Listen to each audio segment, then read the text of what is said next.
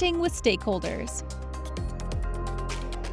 SEPIC implements concrete actions to develop a responsible palm supply chain.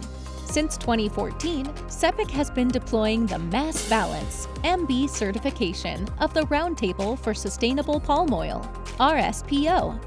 The Mass Balance certification controls the circulation of palm oil volumes from certified sustainable plantations. In 2019, more than 70% of our purchases of palm derivatives were certified MB.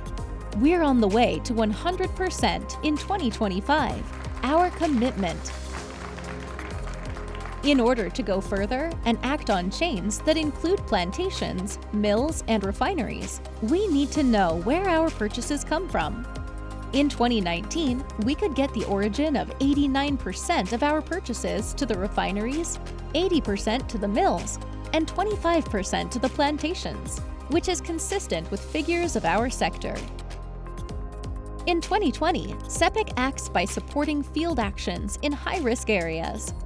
By joining the New Action for Sustainable Derivatives initiative, SEPIC mutualizes traceability with other companies to go one step further and make its suppliers progress. Thanks to our many employees who are involved in these projects.